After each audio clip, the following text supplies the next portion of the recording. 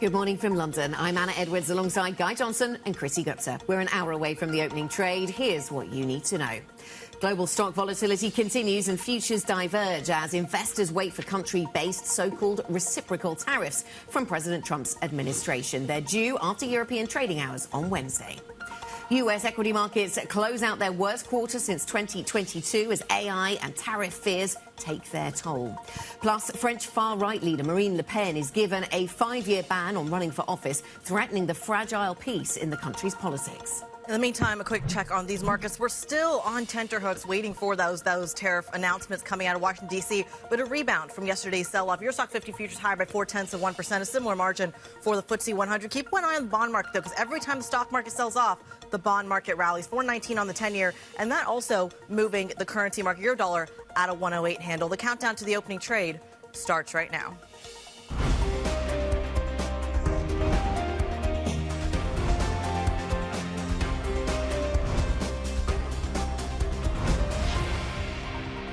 Reciprocal. So whatever they charge us, we charge them, but we're being nicer than they were. The numbers will be lower than what they've been charging us, and in some cases maybe substantially lower, but we sort of have a world obligation perhaps. But we're going to be very nice. Relatively speaking, we're going to be very kind. Apparently he's made up his mind. They're already written down. The tariff list is coming. We've just got to wait. We've just got to wait, Anna, until tomorrow. Yes. 3 p.m. in the Rose Garden. We can barely wait. Right, and that's quite late European hours, isn't it? So yeah, I'm going to stay up. That feels like we're waiting another 2 days. Yep. We'll carry on talking about tariffs, shall we, in the run-up to it, because this is going to be huge. Company-based tariffs is what we're looking for here. Sector tariffs will come another time. And, of course, what we will focus on in the immediate aftermath will be what this does to European businesses, what the impact on Europe is. I know Bloomberg Economics has done some interesting analysis on how far this could go. But in terms of the US economy, I mean, this could take the average tariff level in the US from down below 5% for much of the last 50 years to something in the 20s, 30s, 40%, depending on where these tariffs end up landing. This could be absolutely have really wide-reaching impact on all parts of the global economy. We're absolutely having a deja vu to the roaring 20s, it feels like, in terms of the tariff impact and the global relationship with the United States to everyone else. You mentioned that the sectoral tariffs are coming later, the details around it, but that isn't stopping lobbying from a lot of American companies to say, well, actually, let's not touch this. Let's give it a second. Let's try to push off some of the kind of tariffs on lower costing parts that especially are sourced from other parts of the world. The math just doesn't add up to add tariffs to things that don't cost as much in terms of raw materials. What we don't know yet is what the tax cuts are going to be, particularly for the US economy, to offset this. And this is the amazing thing, that we've done this all about face. The anticipation was that we would come in, that we would see tariffs and tax cuts, the one would compensate for the other, but we're not getting that. So the US economy is going to take the hit at this point without the compensating factor coming through of the tax cuts that Trump promised. Yes, because the Trump administration has said this will be a tax-raising measure, but as Morgan Stanley points out, if it works on that front, it has to fail on all of the other objectives that the Trump administration has set it. Those are the words of Morgan Stanley economists. So it's setting out to fix a complicated range of issues, and whether it can do all of those. What the end goal is for the administration is still not entirely clear. So you bring up the Roaring Twenties. The Roaring Twenties didn't end well. Obviously, 29 didn't particularly go well for the stock market. We have seen a quarter in which we have seen US stocks coming down quite sharply. Obviously, nothing in comparison to what we saw on Black Monday and Black Tuesday back in 29. But nevertheless, it's been a pretty ugly quarter for US equities. It is the worst in 3 years since 2022. We've got a correction, obviously, in the Nasdaq, and for the S&P, we've seen obviously some very aggressive numbers coming through there. Other markets around the world have seen big hits as well. The Nikkei in particular has come under pressure. I'll come on and talk about Europe in just a moment. The dollar. Who would have thought the dollar would have come down? This seems totally counterintuitive. But the euro dollar's gone from 102 to 109. We're back at 108 right now. So the dollar's come under pressure. Gold has caught a massive bid as the safe haven story has come through. It was not meant to be like this.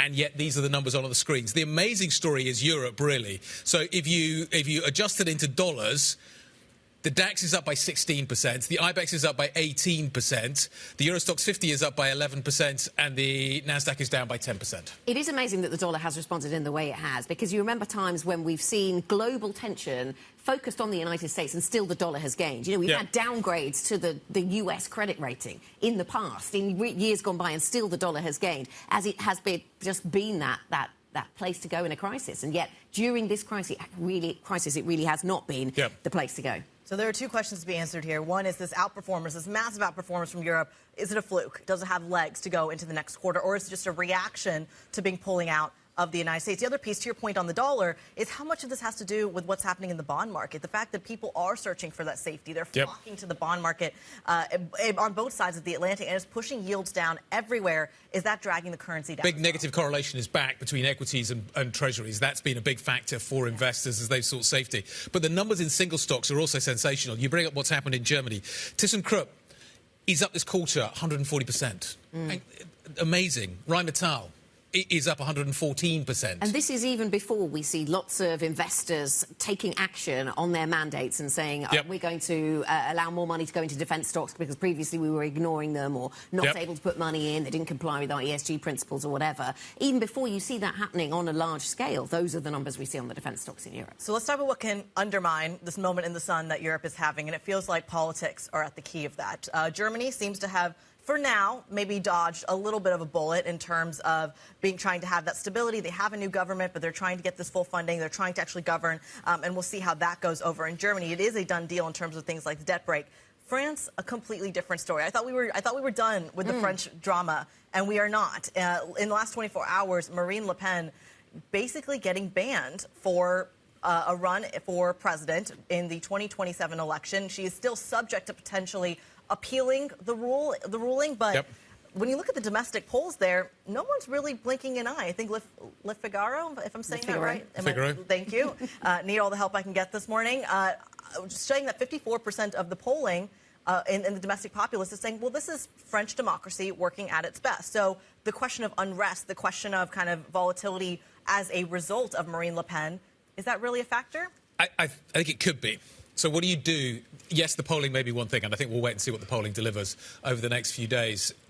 It'll be interesting to see whether Le Pen takes the decision that she pulls support from the government. Whether or not this government can survive this, I think is going to be an open question over the next few days and weeks. And I wonder whether the market's going to become more alive to that risk and the fact that we go back to budget debates and we go back to when does the next election come. I wonder whether that's the story over the next few days. So Bardella's got a really interesting choice here, I think. Yes. Does he sit tight?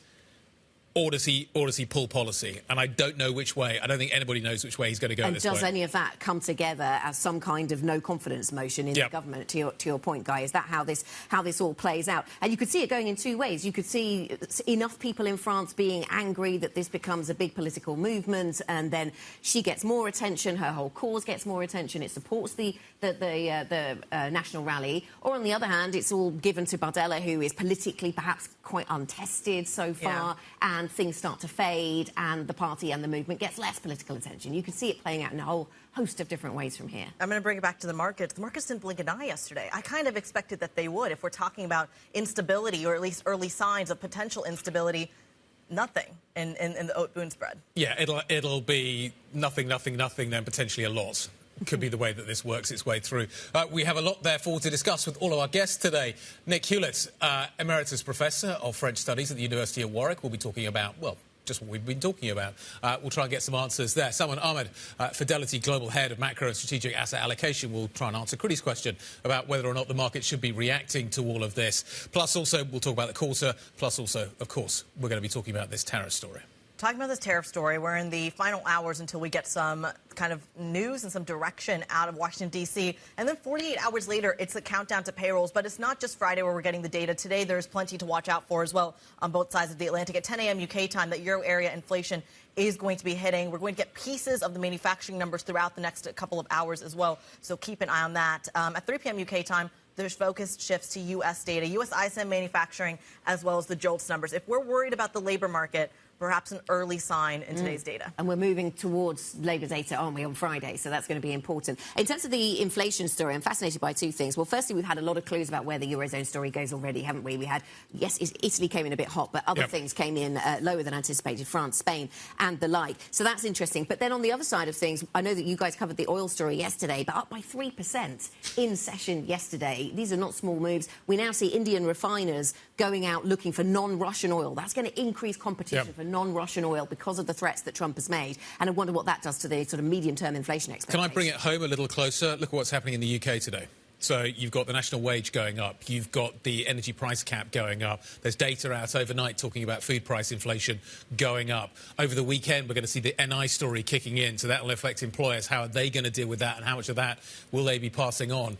It's interesting to see. It's going to be interesting to see with the cumulative effect of all of this, how the Bank of England is going to react. And you've got a growth risk, you've got a tariff risk.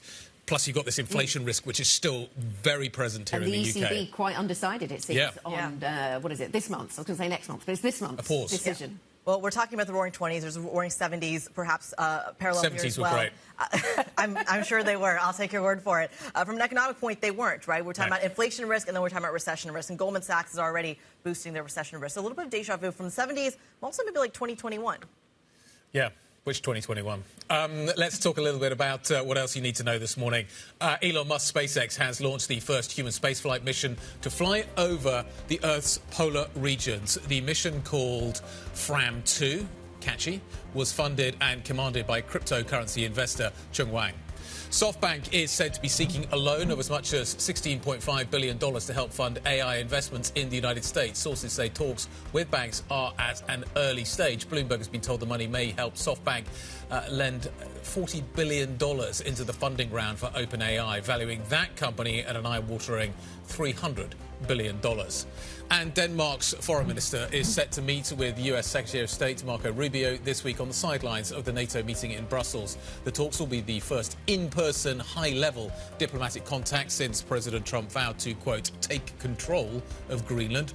According to the Financial Times, the meeting could be cancelled due to tense relations between Copenhagen and Washington. There's a great piece somewhere I read this morning talking about the fact that the US could have had everything it wanted on Greenland. It just had to sort of just talk nicely to Denmark. It was all available. Everything is there. The same could be true for Canada as well. Now it wants to take control and get aggressive. It seems to be going the hard way rather than the easy way. And the foreign minister putting out a video over the weekend saying, we really don't like the tone. We don't like the tone. We don't like the way you're talking to us. This is not how you talk to your closest allies. Yeah, well, this is interesting that's coming on the diplomatic level now with Denmark, because J.D. Vance and his wife, Usha, spent 3 hours on a military base in Greenland. Supposed to be a lot more, wasn't it? Yes, and they had to really shut it down and limit it because they couldn't find any supporters on the streets of Greenland to welcome them and to be there. Yeah, I think it was, scaled back before they even went, wasn't it, because of some of the pushback they were getting locally. Now the Prime Minister designate and the Foreign Minister, it seems, not even on the same page as to whether the Danish leader is now welcome. So there's a lot in flux over in Greenland. We'll continue to cover that story, of course, for you. Coming up, we will look at the stocks to watch at the open, including AstraZeneca. This after a mid-stage trial shows an experimental cholesterol drug developed by the company significantly reduced, quote, bad cholesterol.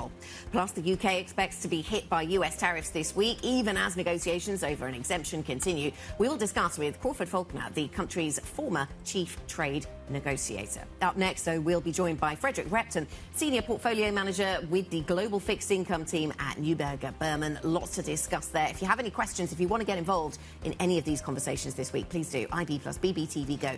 That is the function to use on the Bloomberg terminal. This is Bloomberg.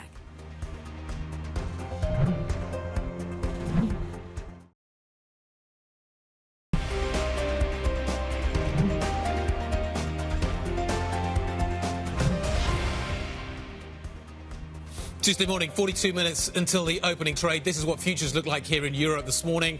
You could argue they're still responding to the rally we saw late in the US session yesterday. US futures are currently negative, but yesterday was a pretty bumpy ride. What did we take away from it? What did Valerie take away from it? Let's find out. Over to you. Guy, thankfully, the quarterly rebalancing flows were quite positive for U.S. equities because we had quite a shaky open. We opened up at the lows of the year, down 1.8%, but then ended up in the green, positive 0.5% gain for the U.S. equity market. A lot of this having to do with what I mentioned, those positive quarterly rebalancing flows really boosted equities in late trade, month-end, quarter-end. Sometimes see some wacky price action, at least at 8 and 2, the S&P's dive for the quarter, because we have had quite a bruising quarter for the U.S. equity market. It's not that often, Guy, that we see the rest of the world outperform the U.S. market. It's been quite a steep divergence, the steepest that we've seen since 2009. Of the shiners, though, Euro Stoxx 50 up 12% in dollar terms, and the Hang Seng up over 15%.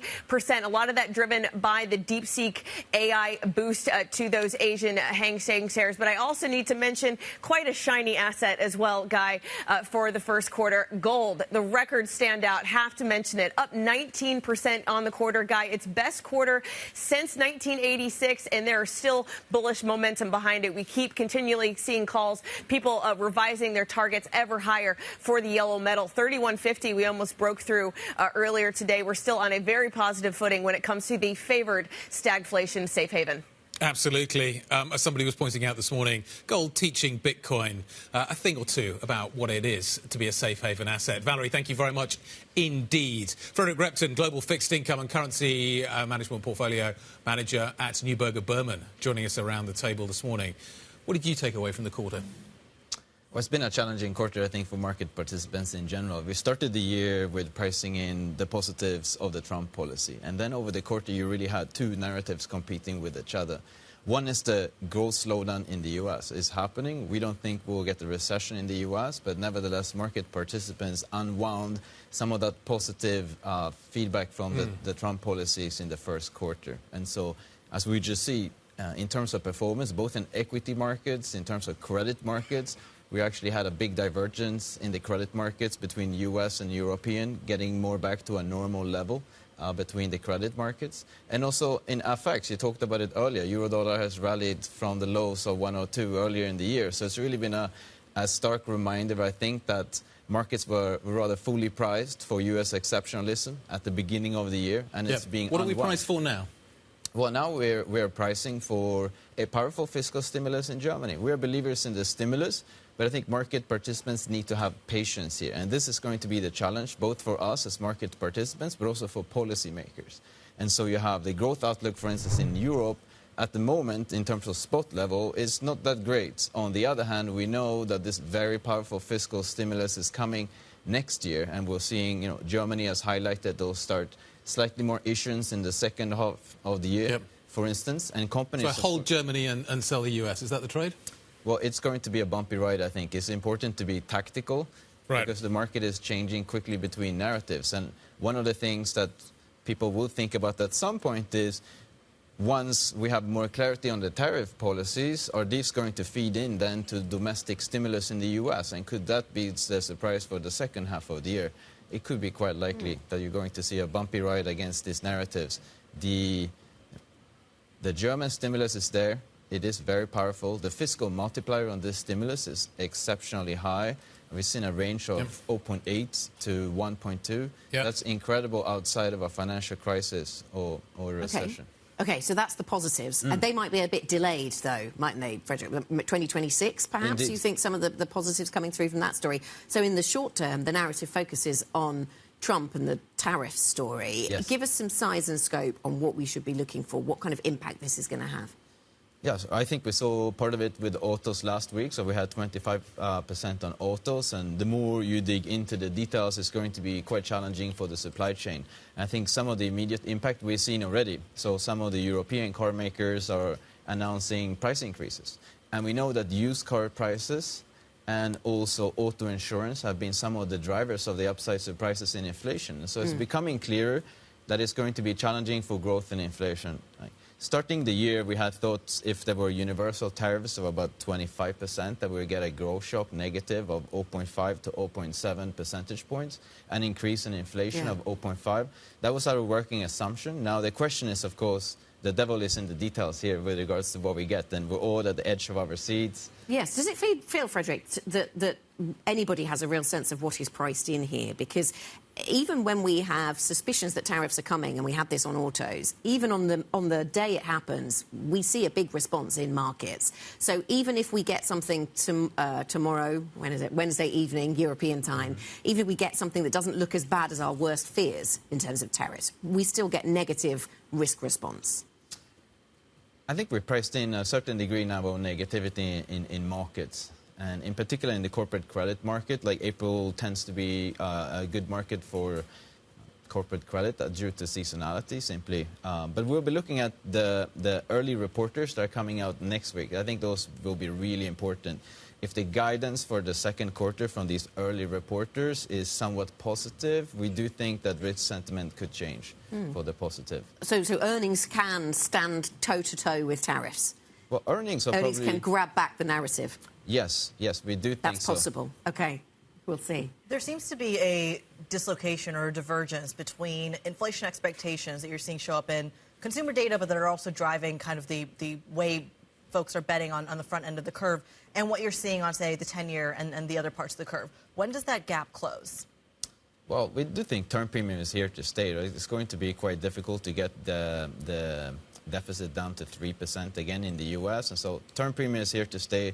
As I said, there's going to be more issuance. We know term premium is correlated across markets. So that's probably something that's going to be there. Now, with regards to the U.S. pricing, it's quite interesting. The way we think about it is we could possibly be trading two different distributions at the same time with roughly the same probability. One is maybe the Fed cuts 5 times because the economy deteriorates more than expected, or another distribution where maybe the Fed only cuts 1 time for the year. And so this is the challenge for the market. You know, the average turns into 3 cuts, which is what we have priced, but there are very different economic scenarios. And I think that's what market participants are grappling with, which is why you're seeing this volatility from one state to the other quite constantly. This is what Guy has been talking about, the massive tail risks on both sides, and how do you actually trade it.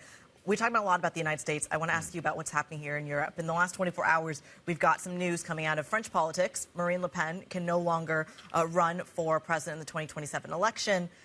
Ordinarily, that was something, at least from a year ago, something that would have shaken markets, something that would have created some sort of distress. The markets didn't blink an eye. The bond market didn't really blink an eye. What's the logic there?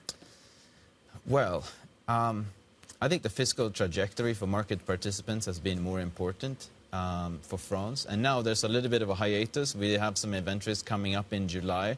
But in between, we have to see about the market reaction here and what Le Pen does to counter this ruling. It's going to be quite interesting. But France is still trading reasonably over Germany.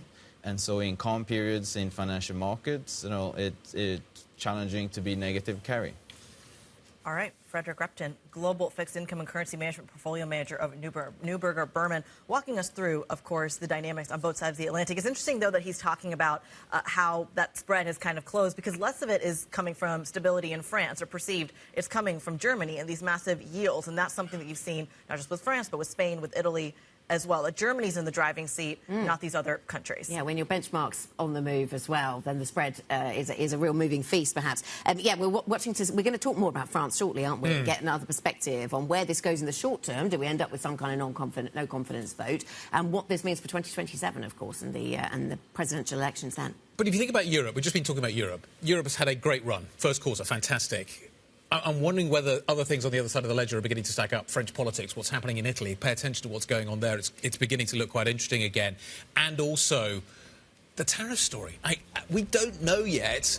Can we price that in yet in terms of our understanding about how the European economy... read Jamie Rush's piece this morning. Yeah. It is amazing in terms of the hit we can take. How big? We're certainly going to be talking a lot about this. Coming up, French far-right leader, as we were just saying, Marine Le Pen, slamming a court decision to ban her from the 2027 election for being convicted of embezzlement. What does it all mean? We're going to dive into the details next. This is Bloomberg.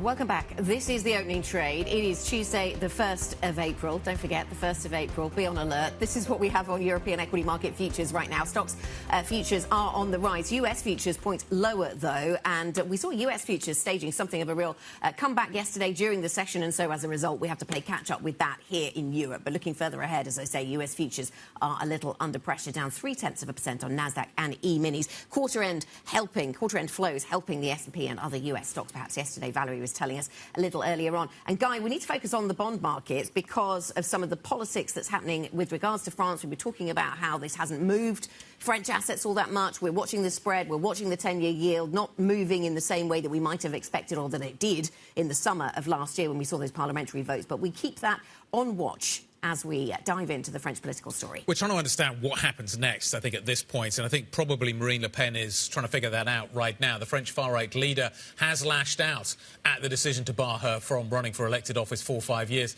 She's told French television the decision effectively eliminates her from the 2027 presidential race. Le Pen and her National Rally Party were found guilty of embezzling more than €4 million of EU public funds to finance party operations in France.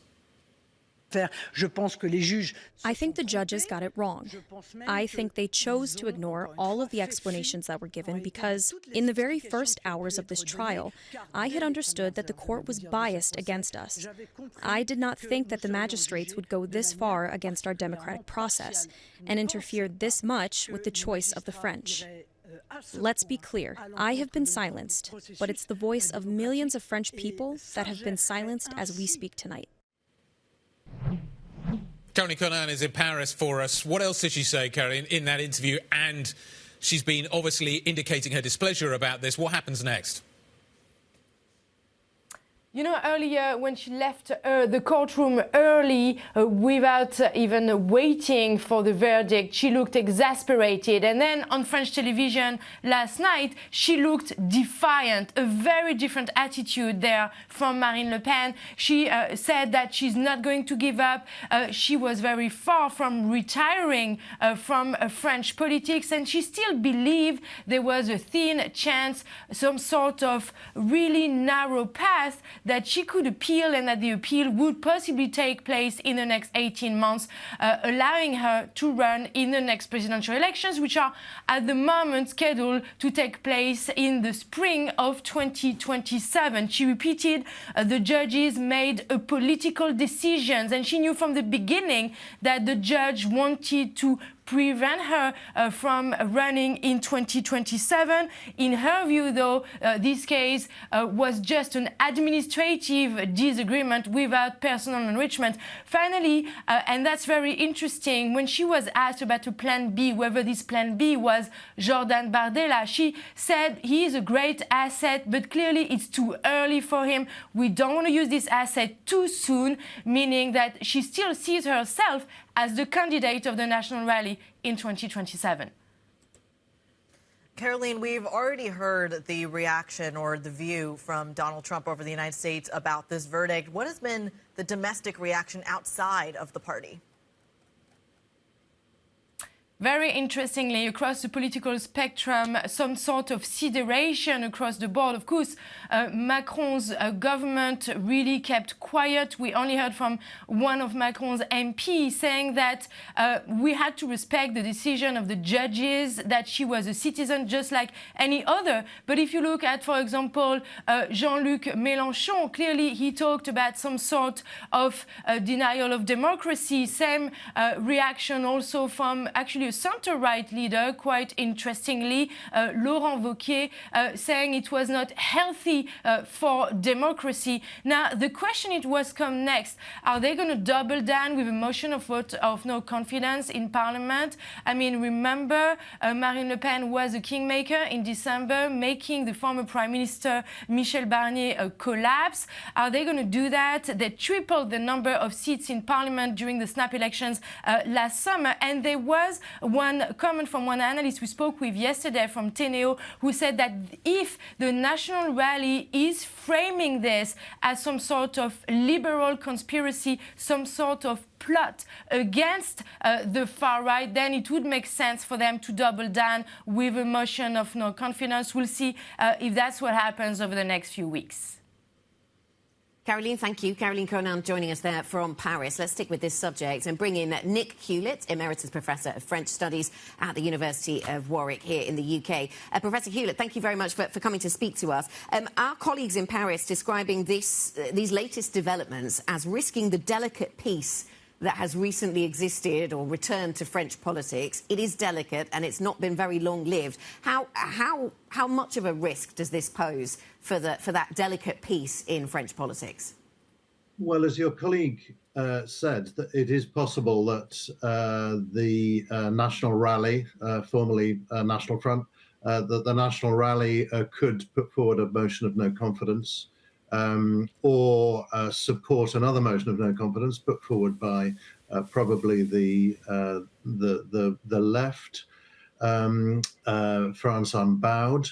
But to be honest, France has been experiencing a bit of an ongoing crisis of politics for several years now. You may recall that last year there were snap parliamentary elections after a successful vote of no confidence. And, you know, that things were very open then as to what would happen. In the end, the centrist and ally, to some extent anyway, of the president, François Bayrou, came in as prime minister. And things have been, frankly, limping along since then. Yes. I wouldn't say exactly that it's more of the same, but it's now become a little bit worse, certainly. Right, a little bit worse. And yes, we've tracked the twists and turns since last summer, Nick. What about this idea of a no confidence motion? Remind us of the numbers and remind us of the various interest groups that will be manoeuvring here and deciding whether to bring down this government or not. Well, the France Unbowed, which is often described as far left, I think really it's between the social democratic left and far left, has a tendency to support no confidence votes. It is a very large party in Parliament, has many MPs.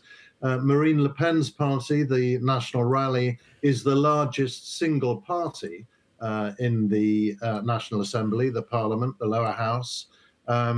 So if those two sort of inadvertently join forces, support the same motion of no confidence, then they have a majority and they are able jointly to bring the House down. But of course, the far left and the far right, if we want to call them that, are not inclined generally to cooperate unless they think it's both think it's in their interests. So it's quite a delicate dance which has been taking place and will continue to take place in the Parliament.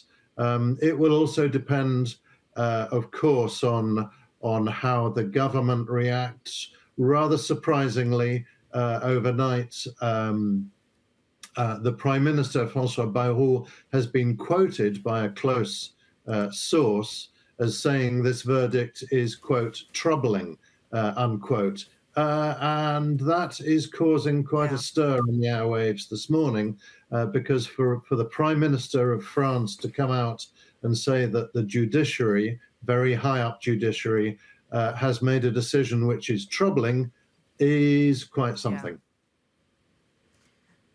Professor, as you talk about the airwaves, we should mention that we are getting headlines here from a radio interview in France that Jordan Bardella says, unsurprisingly, that he will stay loyal to Le Pen in the French court fight. But it brings about a question that I think a lot of us are asking, which is how much domestic support does Marine Le Pen have right now? It's clear that she does in terms of the makeup of the government and, of course, had a real lead in the polls for 2027. But then you look at the polls in terms of the reaction to this verdict, and there's an overwhelming kind of support for the idea that French democracy has played its role.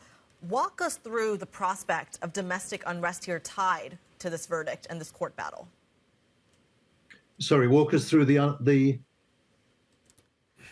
domestic unrest possibility that may or may not come out of this court battle. Yeah. Well, Jordan Bardella has called for peaceful and massive, I think that was the phrase, protest. And the French, not to be too cliched about it, are very good, of course, at going down into the streets and protesting. And I have no doubt that there will be demonstrations and other sorts of picket type activities in the streets, probably on the whole peaceful, I don't know, but certainly there will be that element. So there will, I mean, in a way, there are three at least elements to the reaction. There is, as you're suggesting, the sort of street demonstrations which this might provoke because of the popularity of Le Pen and Bardella as well, who is also very popular. There's the judicial machinations, the judicial decisions which have already been taken place, and then there's going to be an appeal, of course. And finally, as we've been discussing, there's the parliamentary reaction and reaction from politicians on the ground. So at the moment, this is an extremely sensitive issue. Internationally, as you're flashing up at the moment, we see Musk, we see Orban, we see the Kremlin. Trump himself, I believe, has commented that this is a travesty, and that the same happened to him, and so on and so forth. And I think what we're seeing is, I mean, this is an irony, given that Le Pen has been talking about people, the national rally, holding their heads high and keeping their hands clean. The judiciary has decided that their hands were far from clean. Yeah. And this is going to be an ongoing problem. Certainly something that we're going to be monitoring very, very closely. Nick Hewlett, Emeritus Professor of French Studies at the University of Warwick, we thank you so much. Coming up on the program, we're going to gear up for the market open. A new experimental pill cutting bad cholesterol in half, according to an early study. The results boosting hopes of a new potential blockbuster drug from AstraZeneca. More on that and our other stocks to watch next. This is Bloomberg.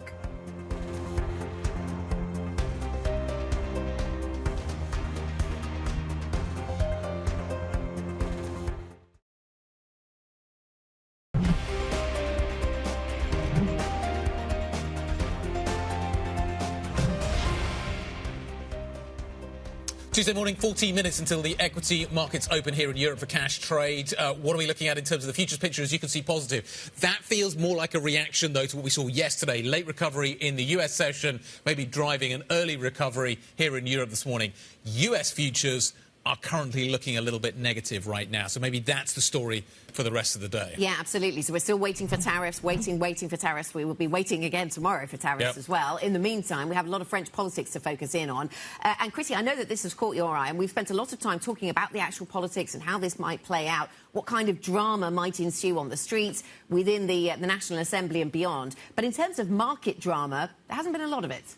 No, very, very little. None, actually. I think when you look at the credit default spreads of France, basically the insurance betting against some sort of French default is where you're seeing some action, but again, very, very muted. I want to bring back one of our favorite charts. We love to look at this every time French politics comes into the forefront, and that, of course, is the 10-year OAT to Bund spread. And basically what I want to take you through is where this last kind of year has taken us in terms of this massive shock that we had, of course, last summer in terms of snap elections, the volatility there, the various no-confidence votes for Michel Barnier, for Francois Bayrou, and others as well. And then this kind of come down when it comes to that spread. Remember, the spread was as high as about 90 basis points. It is now at a 72. But this spread is not necessarily confidence in the French political scene. It has more to do with the fiscal impulse you're seeing out of Germany and the yield move there. I think what's crucial about the French debt story is the fact that it is the second largest European sovereign bond issuer after Italy. It has about 300 billion euros of issuance every single year.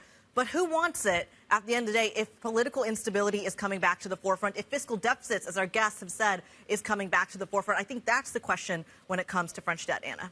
We will certainly continue to watch that spread carefully. Let's talk about the wider market stories that are on the move this morning. Simon White joins us, Bloomberg Markets Live macro strategist. And Simon, certainly something that is on the move is the gold price, hitting a record at the start of the new quarter, concerns about the global economy, heightened haven demand. That didn't drive people into the dollar, but it's driven people into gold of late. Does this sustain? Well, yeah, I mean, it's there's big changes here geostrategically across the world, and I think gold is at the sort of front line of these changes. So in the last 3 years, you have had $400 billion of dollar reserve assets. It's declined by that amount. And the amount of gold reserve assets has gone up by almost double that. So there's been a very significant demand, mainly from central banks, but we're now beginning to see that demand spread to retail. So if you look at the inflows into the big bullion ETFs, such as the GLD, etc., that's beginning to rise too now. So the retail crowd, the message is getting across to the retail crowd, and that could obviously push the price even further. But yeah, I mean, it's quite a big seismic kind of change, and gold is kind of sitting at the front line. And really, up until recently, many assets were kind of looking kind of bubbly, like the Magnificent Seven, S&P, even Bitcoin.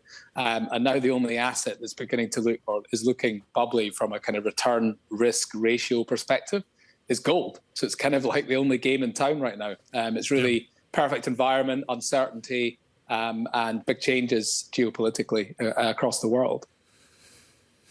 Simon, good morning. We've been talking obviously a lot about what comes Wednesday, and we're waiting for the tariff story to come through. It'll be Thursday before Europe gets to react really to it.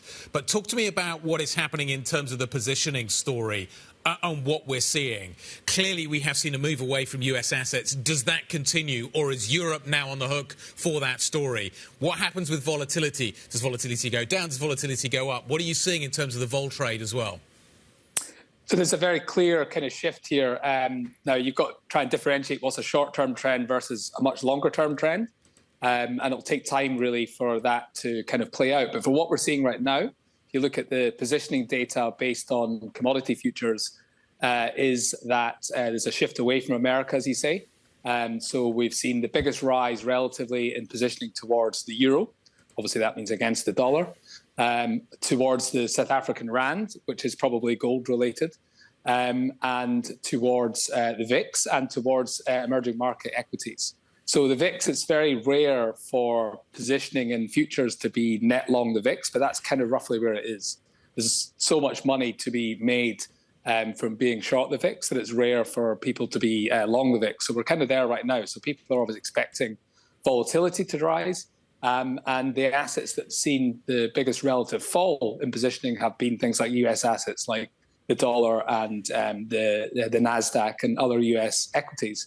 So there's a real kind of change. This is a shorter-term change right now. But my view really is this is the beginning of a much longer-term trend that we're going to see play out over the next several years, because this is really kind of quite fundamental changes I think we're seeing in policy. Absolutely. 108 on euro-dollar as we see this all shake out. Simon White, we thank you so much. Bloomberg Markets Live macro strategist joining the program this morning. You get more up-to-date analysis from him and the team. MLIV Go is the function on your terminals. Go from the macro to the micro. Get our stocks to watch with Joe Easton. Joe. Morning, Kriti. So I'm watching AstraZeneca today after the company reported really strong results in a cholesterol drug trial. This was an early stage trial and did show significant reductions. Now the take from JP Morgan today, calling it potentially a multi-blockbuster drug, and they note that this is not factored into analyst consensus, despite potentially having around $5 billion in peak sales for this drug. And Astra does need a bit of a boost, given it's had some weakness over the past year or so, partly due to some softness over in China. And potentially there might even be a read across for other drug makers that also do cholesterol drugs, including Novartis over in Switzerland has a rival drug to this one. Potentially that could come into focus as well today. Then in terms of UK construction suppliers, another weak update from Travis Perkins today, seeing more softness in their main end market, supplying to both retail and also the wholesale market as well. We can see that stock already down around 25% over the past year, but do keep an eye on others like Kingfisher, Howden, Grafton. All of those potentially could be a little bit softer following this update. Then in terms of the clothing makers, the owner of Tommy Hilfiger and Calvin Klein soared in US trading yesterday after really strong commentary on the US consumer, actually bucking the trend what we've seen out of some of the peers in that sector there. We can see it up 16% for PVH over in the US in the post-market yesterday. Let's keep an eye on Hugo Boss and also potentially the other apparel companies like Inditex, Next, H&M maybe. Some of those a little bit softer over the past year. Then in terms of analyst ratings, Schneider Electric potentially a mover. That gets an upgrade to buy HSBC following the sell-off recently linked to the data centre worries, and a couple of downgrades in financials. Allianz and Swedbank both cut, potentially could be weaker in trading in Europe today. Thanks very much, Joe Easton, with the latest on those stocks on the move. I know we've got some news on French politics. We'll come to in just a moment. While we're talking about stocks, I was just going to mention Bavarian Nordic. This one, US FDA approval for a freeze-dried formulation that could be used against smallpox and mpox. And so this is seen as something that could be on the move this morning. So we could be watching pharma stocks from a number of angles. And this coming a day after we saw a senior vaccine official stepping down from the FDA. And there's a lot of change afoot, it would seem, at the FDA, so we'll certainly watch that sector. But I know on French politics we've been drawn to some new lines coming through from Jordan Bardella. Absolutely. Jordan Bardella on, I believe, Europe 1 Radio saying he would run for president if Le Pen asked him to. This is not a surprise. She had kind of hinted at that this is a possibility. There's also no known other candidates who could represent I thought she's been saying that she thinks he's too young. She's too inexperienced. That was the hint, certainly. At this point, she's saying we don't want to pull the trigger on that one yet. We don't want to let him loose. Maybe they don't have a choice. Yeah, we'll see how that one plays out then. So Bardella saying that he would run if asked. We'll see if he is asked. It is Tuesday the 1st of April, 7:54 here in London. Coming up, we'll bring you the opening trade. European equity market futures point higher. US futures actually coming back to the flat line from negative. More on the market open next. This is Bloomberg.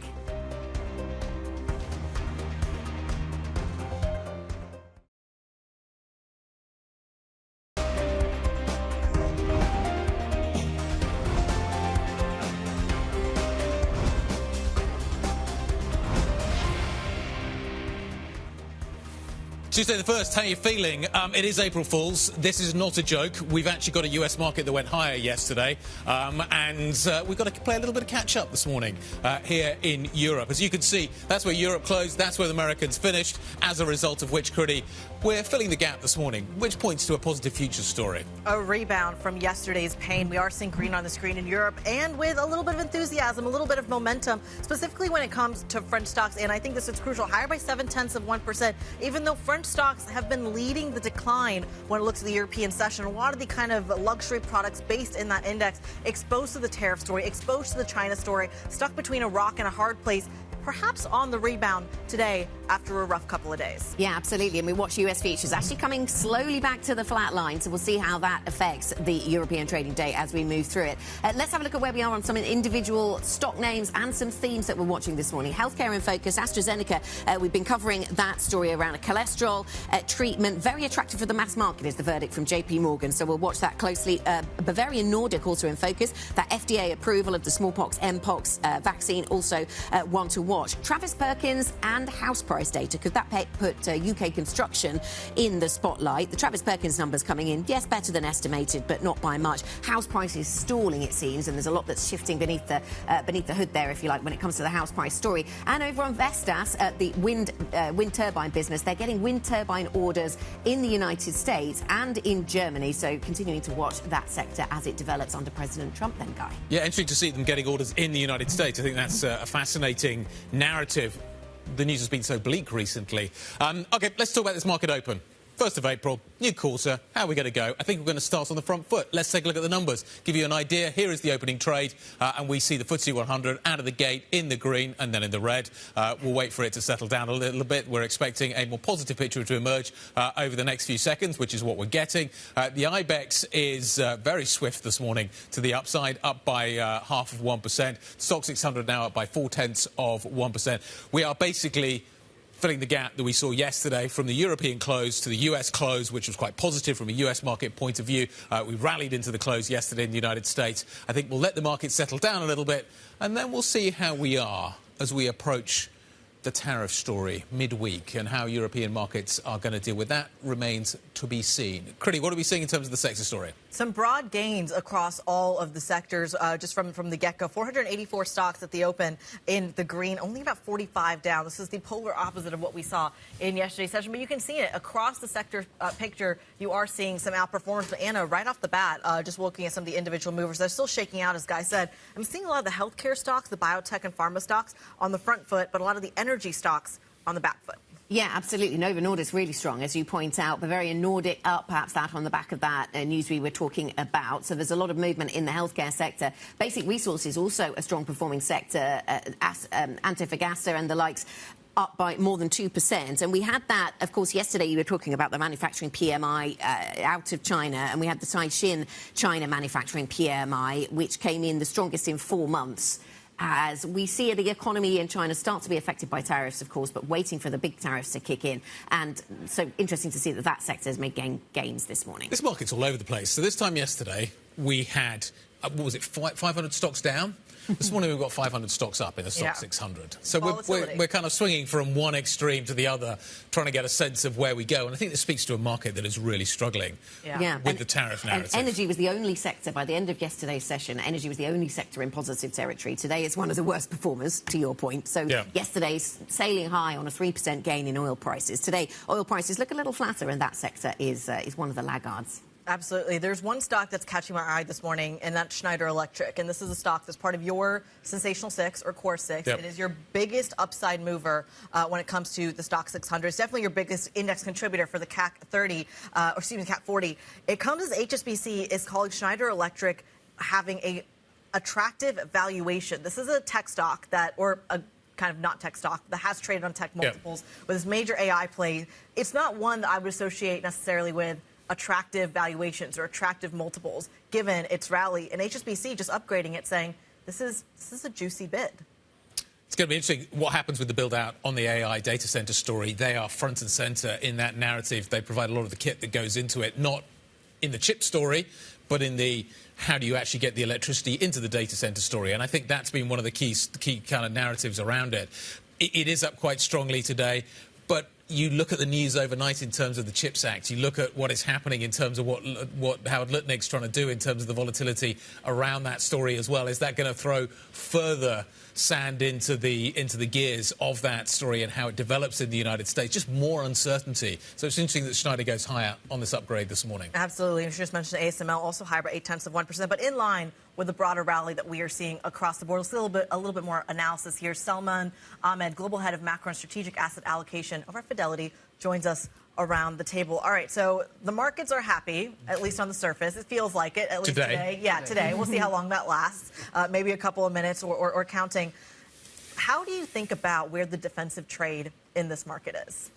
So I think taking a step back, I think the shock is an economic policy uncertainty shock, not a liquidity shock as yet. So I think I'm not surprised that the market is swinging around because, we have been used to a lot of liquidity shocks in the past where, markets take stress and it's very quick and sharp.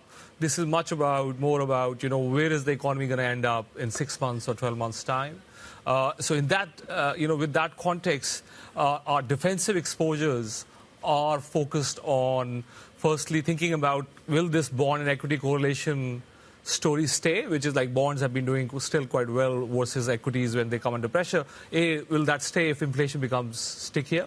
And then B, what is the role of, for example, precious and gold, for example, downside protection through options, and then defensive stocks in this environment which are away from tariffs and risk around that. I think that's where our focus is. And then diversification is your friend here.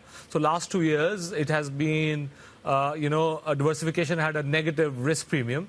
But it is now coming back that diversification actually in portfolios can be quite useful attribute to have, and I think that stays in place for the next several months. Well, Guy likes to point out that if you diversify, you lose money, or you have at least. You have, right? Yeah. That was the story of the last few years. Yeah. As we're hearing, that's changed. Like gold and things like that, other assets like that are definitely changing that. How much of that, to Guy's point around gold or around this kind of inverse correlation that you point out around the bond market, has more to do about the yields that the equity market is delivering? How are you thinking about that? So I think equity markets, obviously, we had concentration risks, as I think Guy pointed out, building up over the last 2 years. That theme is also quite powerful. I haven't spoken to anybody in our client base who likes MEC 7 right now. And market goes up, market goes down. There is this structural, I think, cautiousness appearing around MEC 7. I think that's as important theme as the tariffs themselves. And to your point on income, I think we are now seeing the return of fixed income becoming a return generator rather than a diversifier. We have lived through an era where, real returns from fixed income were negative. Now, potentially, we are entering an era where, you can get actually returns from fixed income, but at the cost of very low diversification vis-a-vis equities. And then to your point on equity itself, the biggest winners over the last few years were not paying a lot of dividends. So that also is changing and shifting. So a lot of seismic shifts underneath the surface as well. We just don't know at this point what is going to happen next. And the tail risks are absolutely enormous. Diversified portfolios may protect me a little bit from that. But if you think about kind of diversification within equities, people have moved out of the United States into Europe. Is that going to be a trade that sustains? We've got tariffs coming towards Europe now. Is that enough to undermine the fiscal impulse that we're seeing out of Germany? How much certainty do you have around what you see in European equities at the moment? Very important question, Guy, in that sense that, firstly, let's start with who is buying Europe firstly. I think that's important. Firstly, Europeans are buying Europe. We have not seen US buying of Euro happen yet, right? So a lot of flow has been Europeans, investors who have been underweighting Europe because of various reasons over the last few years. MEC 7 sucking they're taking capital money out of the States and putting money, they're putting their money back to work in Europe. And they are now bringing it back. Just to give you a sense of the numbers, UK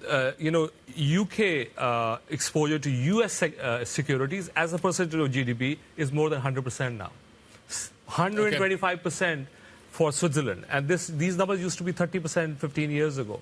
So a lot of capital went to the US. And I think that's domestic capital coming back. But US capital so far has not entered Europe. So that's important in terms of the next leg of demand.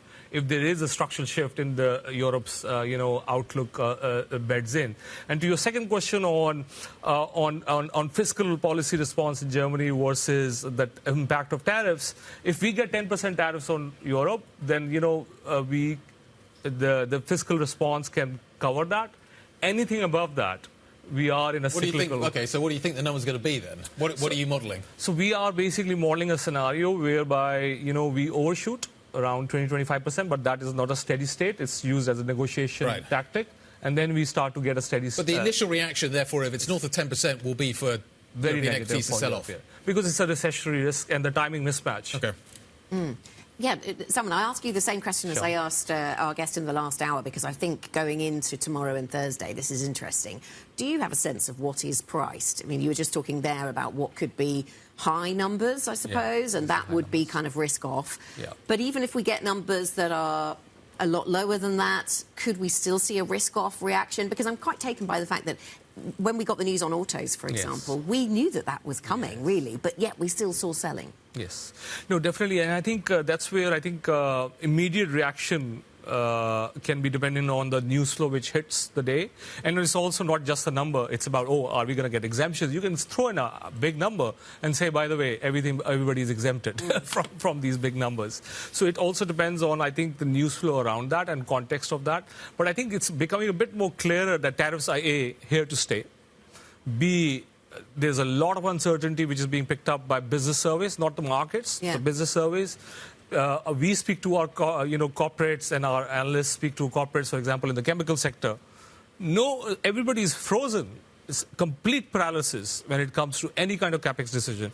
And I think that will take time to build through. So I will discount the immediate reactions of the market here. OK, so some industries in paralysis, not investing. Some consumers, no doubt, caught in amongst all of this news flow and feeling that same kind of paralysis. So if that's where risk sentiment is broadly for the US economy, what recession risk are we looking at? So early February, we have been pumping up our recession probabilities. Now we are basically in the camp that either this year we get a stagflationary type of a situation in the U.S. whereby inflation goes back to around 4%. In the event that tariffs are implemented rather than being discussed and threatened. And then, or a clear-cut recession whereby you basically get a contraction in GDP. I think those are the two scenarios we are fighting with from a up to 6-month, 9-month horizon. We do not see how reflation takes hold, even though there is potentially deregulation and tax cuts in the pipeline. But that will be a 26 story, given the sequencing and timing we are seeing at the moment. Okay. Interesting question on Stoxx 600 versus the equal weight. We'll come back to that another time on the IB from a viewer. Salman, nice to see you. Thank you very much indeed. Salman Ahmed, Global Head of Macro and Strategic Asset Allocation, joining us from Fidelity. We've been talking about Schneider this morning. Let's take a quick look at how it is trading. In fact, we'll take a look at the whole Core 6, as you can see, which is positive, very positive this morning. It's interesting, actually, there's not that much divergence across in terms of the numbers, other than in the pharma sector, where you are seeing quite a decent pickup this morning. Novo has been battered of late, though. Take a look at the one-year chart of Novo Nordisk. It made rather bleak reading from the highs that we saw to where we are now. Let's check in on some other stocks and talk about what is happening here. Joe Easton has the details. So lots going on in the pharma space today, guy. Quite a lot of movement in this sector. A few stocks to bring you. Gubra, this one is an obesity stock over in Denmark, kind of a smaller competitor to Novo, and also Lilly in the US, reporting some strong results from their latest obesity trial. Then we've got Astra with the strong cholesterol drug news that we reported earlier. That one gaining around 2%, pretty decent in terms of the points moved for that one. And Bavarian Nordic as well, with news of the approval of their Mpox and smallpox vaccine in the US by the FDA as well. So all of those getting a bit of a boost and providing some positivity on the pharma sector today. Then in terms of Travis Perkins, not much positivity on that one. We're down 11% now.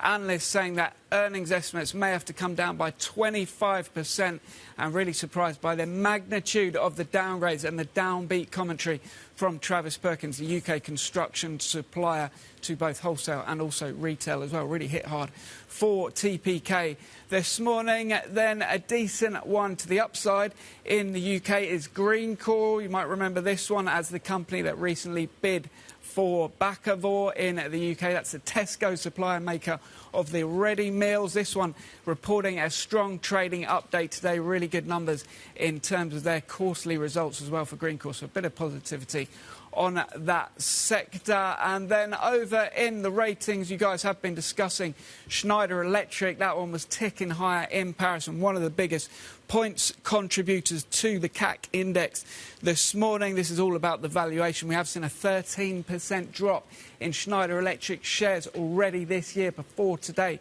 and HSBC saying that the valuation is now more reasonable because of that, so therefore they become buyers, and that one is getting a decent lift this morning. And finally, the worst performer on the Stoxx 600 before Travis Perkins opens, this was Genmab, downgraded at Bernstein because they're about to lose exclusivity on one of their key cancer drugs called Darzalex. Now, this is about to create a patent cliff, according to analysts at Bernstein. So they're downgrading Genmab today, one of the biggest biotech stocks in Europe, and that one is falling 4.4%. So ending on some pharma negativity following the pharma stocks that were rising earlier. Genmab falling in Copenhagen this morning. Joe, thank you. Joe Easton from our equities team with a rundown of those stocks on the move. He was talking about the pharma sector, and we'll return to that sector because we've had plenty of news flow there. Coming up, we'll take a closer look at the pharma space. Following the news of AstraZeneca's potential game-changing cholesterol drug, the stock is up by just shy of 2%. There's a link here with obesity because you can issue these in combination. We'll get the details next. This is Bloomberg.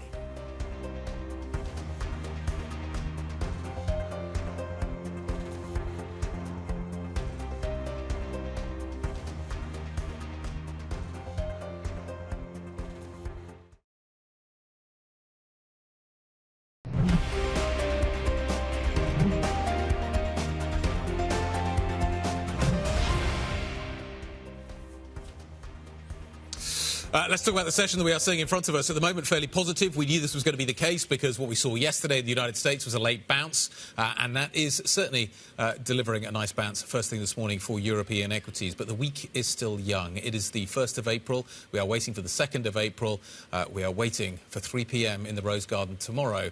That will determine, I suspect, what the rest of the week might look like, Kriti. Absolutely. Let's go into one of the major stock movers we are keeping an eye on this morning. An experimental drug by AstraZeneca has been found to have a form of cholesterol linked to heart disease in a mid-stage trial. Now, the findings could open the door to powerful drug combinations. Bloomberg Health reporter Ashley Furlong has reported on the story, and she joins us now. Walk us through what we've learned from the studies.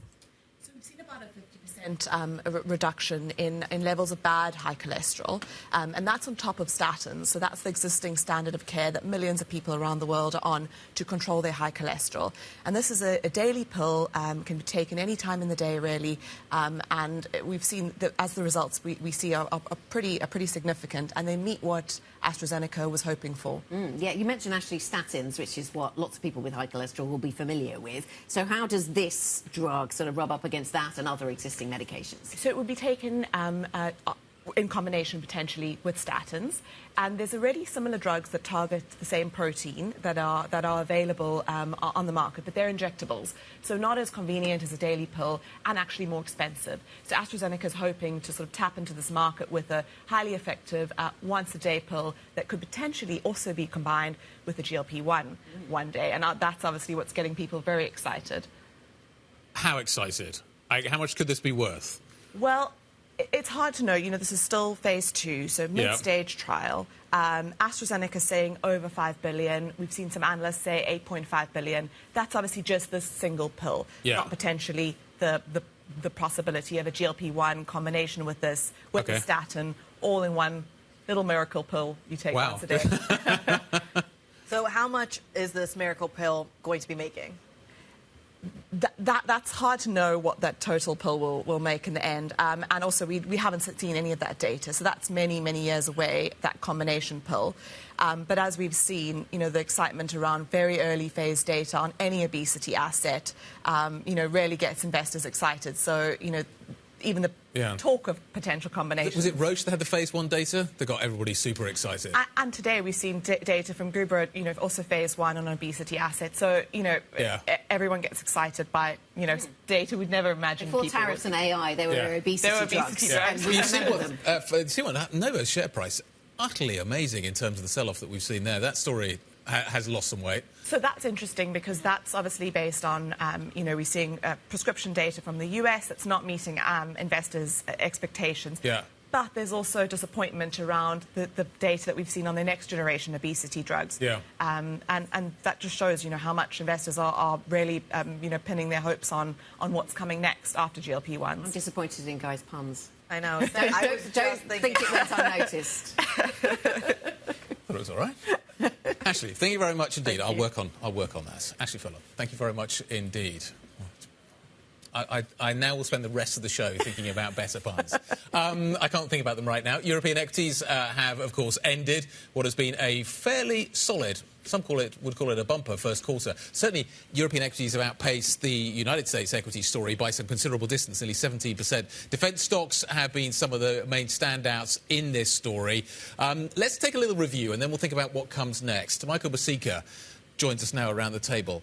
Europe outperforming the United States. Now, sometimes this happens at the beginning of the year, but it never lasts long. It usually fizzles out fairly quickly. This time it did. Why have we had staying power? And is it all basically about this German fiscal push and what is happening with the defence narrative? Well, Guy, this is kind of an exceptional outperformance that we had. So the thing is, there's a lot of things going on for Europe. We had like a massive valuation gap against the US as we came into the year. We had a fiscal policy that was likely to be better, even though we didn't know exactly what was the extent of the German fiscal package, but now we do. And we had a monetary policy which was much more accommodative in Europe versus the US. So all in all, and the last one, of course, positioning. You had like, everyone was maxed out US stocks and everyone was short European stocks, or like barely exposed. So we had a switch, and that switch clearly explains the outperformance that we've seen over this past quarter. Now, having said that, the past month, if you look at both benchmarks, the S&P 500 and the Stoxx 600, they're both down 5%. So the gap, the performance gap is still there. It's the same one, but now those benchmarks are moving in concerts. And is that because of the tariff threat? Exactly.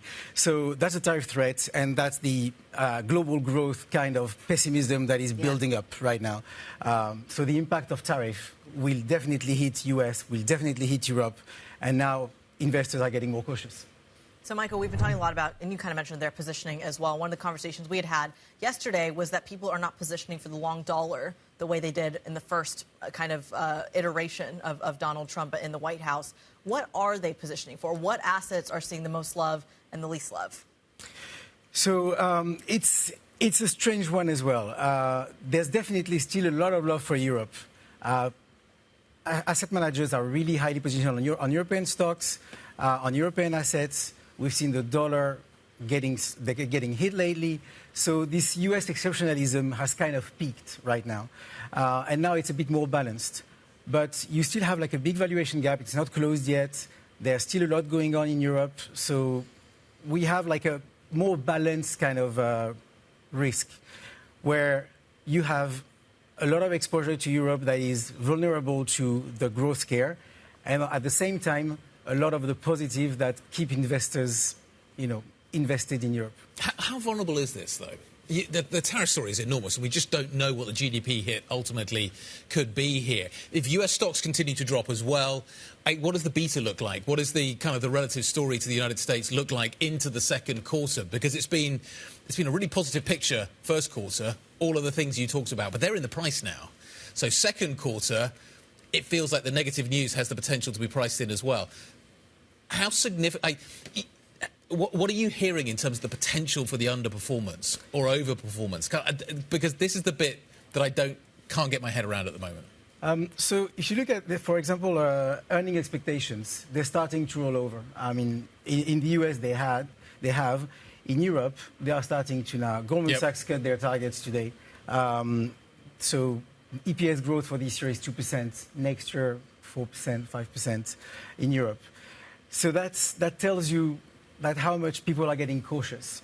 If you look at the performance of European stocks over the past quarter, 100% of it is valuation expansion. It has nothing to do with earnings. So again, that tells you that the optimism had built in, and now that optimism can fade as well. Okay. And so the risk is that if we start to see growth, rolling over and earnings starting to be downgraded, then you'll see more downside in Europe. Bloomberg's Michael Masico walking us through maybe what we're seeing in the markets ahead of tomorrow's Liberation Day announcement. As he said, a lot of this may depend on maybe what kind of retaliation we get from the European Union. We might have a little bit of insight here. We're getting comments, or did get comments, I should say, from Ursula von der Leyen. She is speaking, or had just spoken, over at Strasbourg at the European Parliament debate, saying that they are keeping their options open when it comes to retaliation, but have a strong plan to do so if necessary. They're also diversifying their trade with new partners and are looking at a need to remove the EU internal market barriers, tasking Stéphane Séjourné to find a proposal for that EU market story. So we're likely going to see a very quick reaction, a very swift reaction from the EU when we do get some insight from the White House, perhaps, of what the tariff picture does actually look like. Lots going on in the next 24, 48 hours. We're going to have you covered right here at Bloomberg. Stick with us. This is Bloomberg.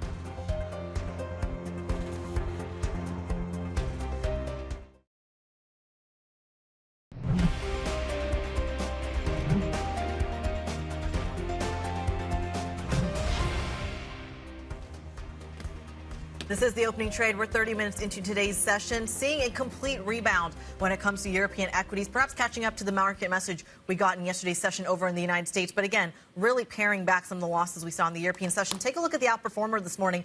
It is the DAX, higher by about 0.9%. The underperformer, although still higher by about 0.5%, is the French index. This is, guys, very surprising to me because some of this kind of feels like a very knee-jerk reaction. It's buying, to some extent, the dip that was yesterday. Very broad losses yesterday, so a broad rebound today.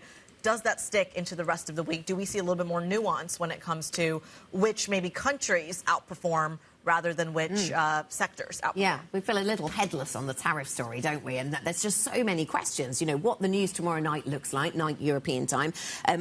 Of course, that's not where it ends. We were just talking in the break with Michael Masika about the fact that as soon as you get the news, you brace for more news on the on Trump tariffs, because that's the previous, that's where we've been. And also, where in these supply chains do these tariffs fall? We've spoken to lots of people who supply the car sector, for example, and they've all been really confident about how they're just going to pass this all on to their customers. But, you know, this has to be paid for somewhere along that supply chain. And in every industry, we're going to spend a long time trying to work out where it falls. Yeah, and you see the ripple effect coming off into the used car market, into the insurance market. There are secondary, tertiary effects that come through from this, which are really quite significant. And then it's the Fed, then it's the central banks that start being concerned about this as well. So the effects of this, I think, it's so hard to model. And as we were just discussing, the ambiguity around this story over the next few months and weeks. Incredible. Well, that's the key point, right? Do the numbers even matter? Which I know is a controversial thing to say, because what if the clarity is what matters, where the reaction function is as much more, to your point, easily modeled out. Then you know that if these are the numbers from the tariffs, then this is going to be the reaction function from Jay Powell. That is way easier to navigate than the push and pull. It's that sense that you never get to the numbers, because there's always another number, isn't there? Yeah. You know, as we saw recently with some threats to put even bigger tariffs on Canada and the Europeans if they collaborate and coordinate. Right, let's try and get some perspective on this story. President Trump is set to unveil his so-called reciprocal tariffs at an event at the White House Rose Garden. That comes tomorrow, late European time. The announcement is expected to feature so-called country-based tariffs with, we're told, no exemptions. Speaking to reporters, Trump dismissed concerns that the levies could impact relations with Washington's allies. Are you concerned that this move, the tariffs this week, could push some of the United States' closest allies to work with China? No, I'm not worried about it. I'm not worried about it. Yeah. Mr. President, I'm going to ask you I think they have a chance of doing better, actually, with the tariffs. It can actually help them in a certain way. And I think a lot of them will drop their tariffs because, you know, they've been unfairly tariffing the United States for years. Let's bring in Bloomberg's Oliver Crook, who's, of course, tracking this story as we build to those announcements tomorrow night then, Ollie. I'm going to ask you that impossible question. What exactly are we expecting to be announced in the Rose Garden tomorrow? I think I'll respond to that with another set of questions, because I think that sort of what we're trying to find out from the Trump administration, again, we were trying to, you know, there's what we know, 25% auto tariffs, there's this question of reciprocity on the tariffs, there's all these sort of questions that we need to basically clarify.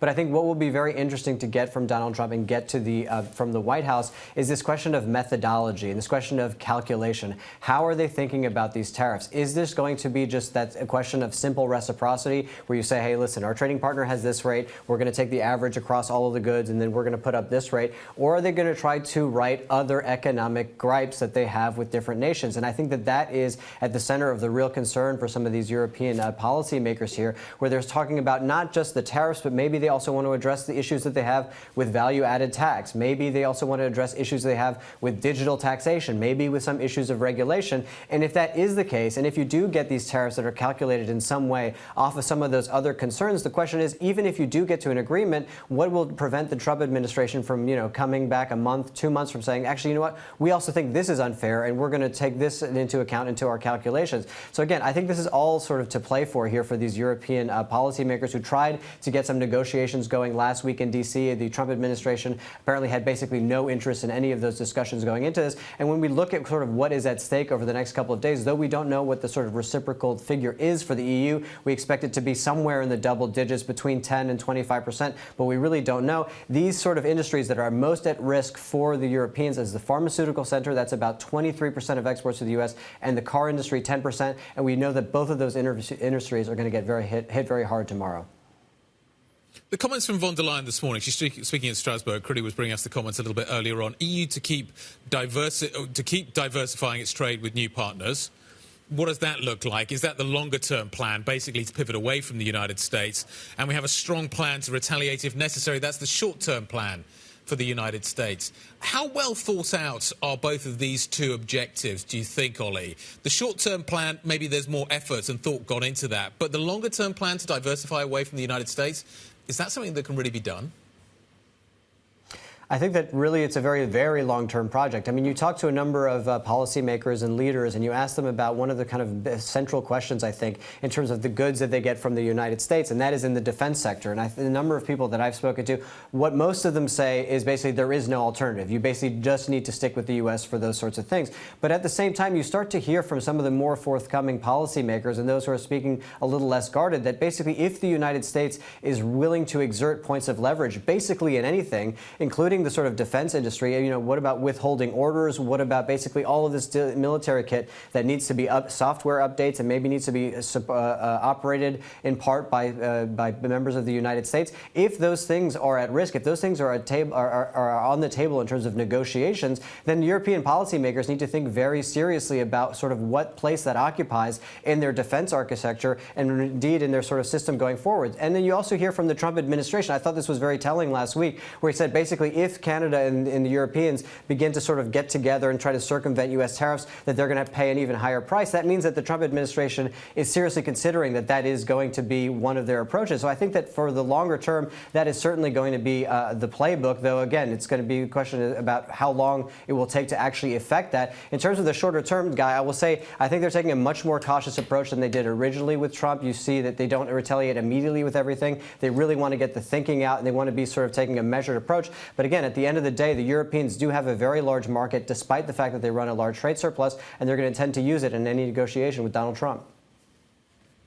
Ollie Crook in Berlin, thank you very much indeed. Let's look at this from a UK perspective. Britain has been, of course, engaged in intensive negotiations to secure an exemption for UK goods from US tariffs. The Prime Minister, Keir Starmer, held, quote, a productive discussion with President Trump. That took place Sunday. Nevertheless, his government is bracing for some impact from what we are about to learn at 3 p.m. in the Rose Garden on Wednesday. Joining us now to discuss all of this is Crawford Falconer, the UK's Chief Trade Negotiation Advisor from 2017 to 2024. Good morning. Morning. Nice to see you. What should the UK be expecting, do you think? Well, nobody ever seems to be able to be sure about what they're expecting, but it sounds like there's going to be an application of tariffs to the UK. Quite how they're going to apply is anybody's guess, but there'll be something, it sounds like, that's going to be applied forthwith. What you've just said, a huge amount of uncertainty. You are a guy that knows how this process works, and you're sort of shrugging your shoulders, which I find quite astounding. Well, yeah, that's because the process doesn't work the way it's worked for 25 years, and that's the whole point. But, you know, from what you read from the media, even as of this morning, the rumours about how it was going to apply are flying around, but it looks like there will be at least a fixed tariff that will apply, but whether it's differentiated by countries, nobody's really sure. The guesswork is that whatever the Trump administration considers to be the worst offenders will get higher tariffs, and the UK, in that case, would probably be down the order a bit. But as I say, it's anybody's guess. Nothing's been signalled very clearly. I mean, it might have been signalled to the PM in his call, but obviously if it was, you know, nobody's going to let on. And frankly, the way things work in Washington these days, you know, whoever might have said it to him, if it was the president, might change his mind. So, you know, there it goes. Sorry, I'd love to be able to give you certainty. And if I had that certainty, I wouldn't be telling you anyway. I'd be profiting from it myself. But no, I don't think so. Well, uncertainty out of D.C., but what about the response from London? There's a big question here about what levers can be pulled from the UK, from the European Union, from other trade partners as well. What does the UK have to offer should it come down to it? Well, look, it can... Look, it's got lots of options, but, you know, you can retaliate. Of course you can retaliate. I don't think at the macro level there's leverage for the UK to achieve some outcome from that right now, but you might want to do it just to prove that you can do it. You can also do it surgically, which affects certain parts of trade. But, of course, it imposes a cost on you. So I think you do that if you believe that you're not going to get anywhere fast with the administration. That would be my judgment. And at the moment, all the mood music is that, oh, OK, he's going to apply these tariffs, but there's going to be a genuine negotiation. If that's true, and the government believes that that's true, then, you know, you might well hold off any prospect of retaliation until you test that more seriously. Leverage-wise, I mean, there's certain commercial importance to the United Kingdom. You know, we're still a G7 economy, and there are economic interests in having a degree of stability with us in our trade, and US business will want that as well. He's not completely closed to that. Plus, you know, you could do a reasonably good deal with the United Kingdom that would be a model for others. And I think we're more disposed to doing that than some other countries. So if he wants to leverage other larger economies, he might well be able to say, look, and the Brits are doing this, and therefore this is the kind of model we want to follow. So you have those kinds of advantages. And the relationship with the US, beyond the trade and economic side of things, is rather unique. I mean, you don't want to over-exaggerate how unique that is. But there seems to be, you know, defence and strategic considerations that would be positive. You don't kind of commercialise them in a kind of dollarisation way, but I mean, it certainly affects the readiness to deal with us. You talk about the fact that a roadmap of 20, or the experience of last 25 years is not necessarily a roadmap of what to come. But historically, we have seen the UK get certain carve-outs when it comes to defence and other kind of realms. Is there a possibility of carve-outs, do you think, from this administration? Well, I mean, it sounds like there's not going to be a carve-out from day one. I mean, they're going to apply something from day one, and the rumour seems to be they're going to apply something to everybody, whatever it is, anybody's guess exactly. So the question is, you'll have to negotiate your way out of it subsequently. Now, I wouldn't call something you negotiate thereafter as a carve-out. I think it would basically be a deal which means that those tariffs, or the bulk of them, are removed. From the sounds of it, and you have no way of really being sure, from the sounds of it, whatever that negotiation is will not be an old-fashioned goods trade negotiation, nor will it even be a reasonably up-to-date goods and services negotiation. It sounds like the Trump administration, leaving aside what the UK government might want, wants something that's more broad-ranging than that, and you've seen it in the media, so you know, it's probably true. They talk about value-added taxes, they talk about digital services taxes. Goodness knows, by the time we finish, the kitchen sink will probably be in there as well. But I think it will be a broader negotiation. And from the UK side, it would seem to me that there are a lot of interests the UK has that the United States might be uncomfortable with, and the US should have its own interest in that. So that will probably take a bit more time. I mean, I don't think you're going to do that on a wet Sunday afternoon somewhere on the outskirts of London. Can I ask about the VAT? President Trump clearly doesn't like VAT in Europe, in the UK, and the rest of the 80% of the world where it applies.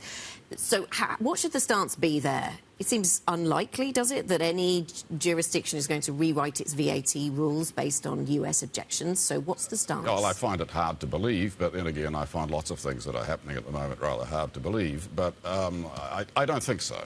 I don't think you can really completely restructure your tax system, and you're certainly not going to get rid of VAT overnight.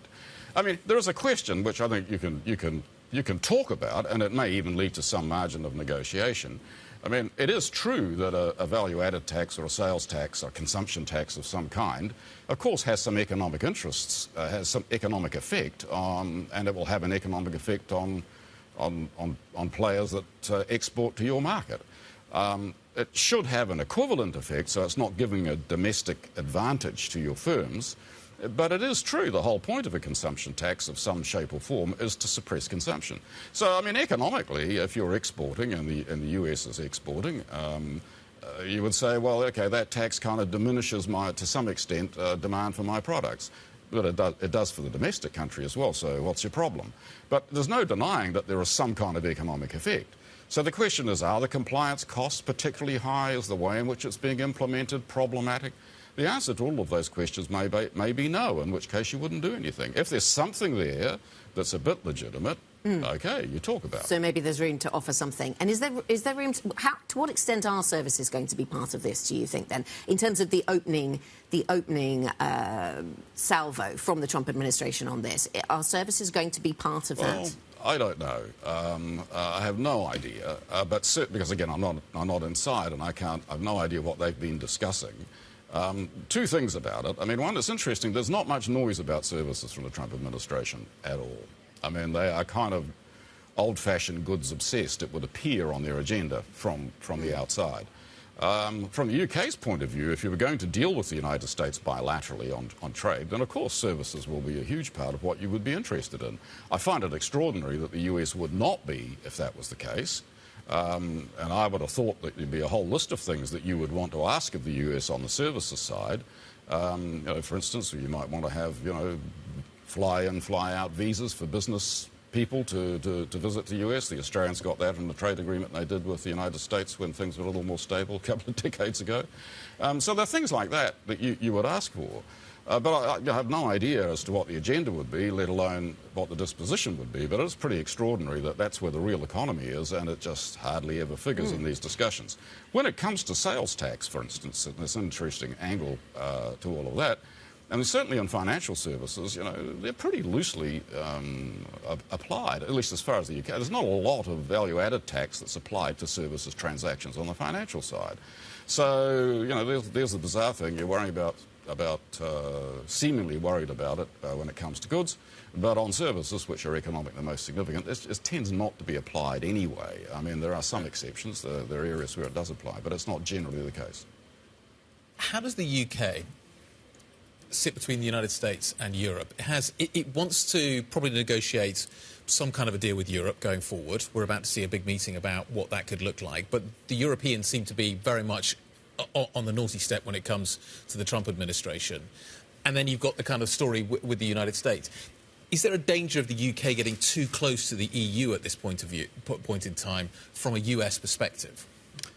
Look, I mean, there's a balancing act, and that balancing act is undoubtedly, or could undoubtedly be tricky at certain circumstances. I mean, remember that the government has made it clear that it has no intention of joining the single market, let alone the customs union.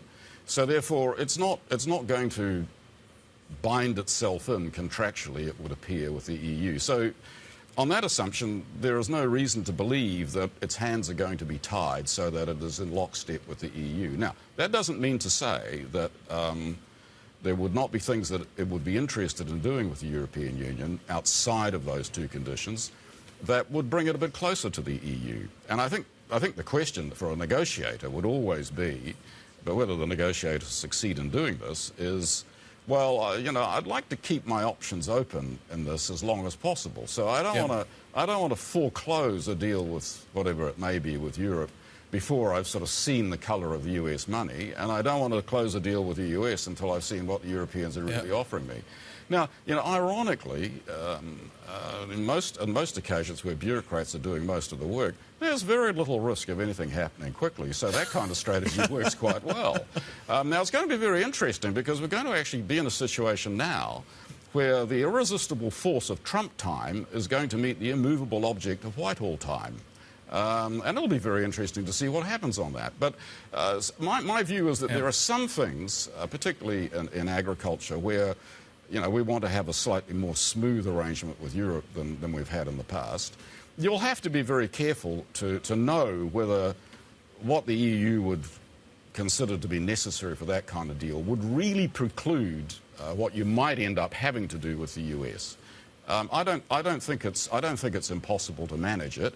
It could be a bit tricky over a couple of areas, but I don't think it's necessarily. To me, I don't see a fundamental choice there. As long as the government's position remains what it is, there's just a bit of very tricky negotiation that would have to be done on a few products.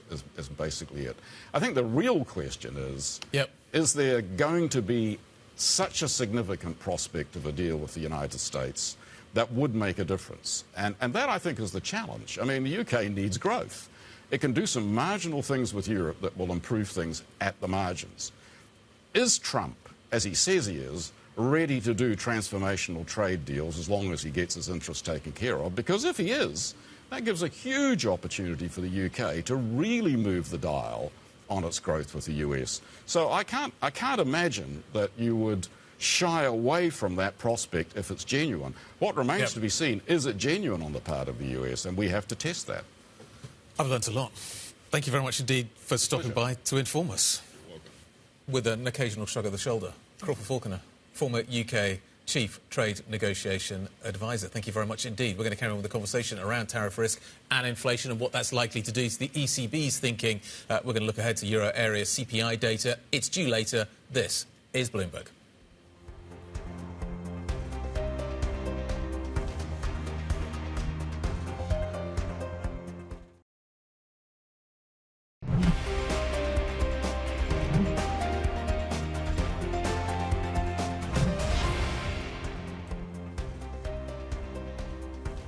Welcome back to the opening trade. Bloomberg has learned that several European central bank officials are set to be wavering on whether to cut interest rates next month. They will be closely watching the euro area inflation figures due at about 10 a.m. UK time. Bloomberg's euro area economy reporter Alex Weber is all over, and he joins us now. Alex, walk us through what we are due to expect from the inflation figures in just over an hour's time.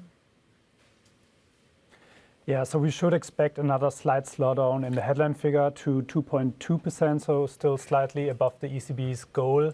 We've already had reports from all of the biggest euro area economies, and they confirm that expectations. The data were a bit mixed, but on balance, they point to another slowdown. That's partly because of lower energy costs, but we're also paying particular attention to the services inflation number. That has been stuck much closer to 4% for a very long time. And that's really worried the ECB. Now we should expect a more significant slowdown to somewhere around 3.5% maybe. That should give the ECB some confidence that they are on the right track. As regards the next interest rate decisions, of course, there are a lot of other uncertainties, but when it comes to inflations, that should be some good news for the ECB this morning. OK, we will see if that's exactly what they get then. Alex, thank you very much for that. Alex Weber with the latest on inflation expectations. That data then hits in around, as Kriti was saying, in around an hour's time. That's euro area inflation. We'll also get US ISM manufacturing. We'll get US JOLTS numbers as well. And, of course, anything to do with the labour market could be really interesting, given that we're working our way towards jobs numbers at the end of this week. And from what a lot of the people have been talking about this morning and recent conversations, it seems that markets are more concerned in the moment about the growth slowdown rather than anything inflationary. So looking for any clues on either of those fronts in any of the labour data. But shouldn't you? The manufacturing data is therefore going to be quite interesting, and it's going to be fascinating to see within that data whether or not there's been front running of tariffs and what that will tell us about what happens next. The ISM data has picked up slow, sort of gently at the beginning of 25. It's starting to turn over a little bit. Yeah. Kind of how quickly, and does that number continue to accelerate, particularly once the tariff story becomes a little bit more clear? Well, that's something we've seen in the PPI numbers as well in terms of that front loading. We've also seen it in the Chinese data, for example, in the shipping numbers in terms of Shanghai and LA when you look at those volumes. So you are starting to see pieces of it, but it is very similar to the conversation we have in the bond market, which is this could be significant. We don't know if we're there yet. Yeah, absolutely. And we do already have an increased set of tariffs, don't we? I think 6.6% is the average US tariff now, according to Bloomberg Economics. Yep. That's up from below 5 for the last 50 years. So we're starting to see that, but we certainly brace for further impact, further tariffs coming in the next 24 hours or so, certainly late Wednesday. That is it for the opening trade. The Pulse is coming up next. They'll continue to bring you the latest moves on these markets. European equity markets making gains this morning. US futures point a little lower. This is Bloomberg.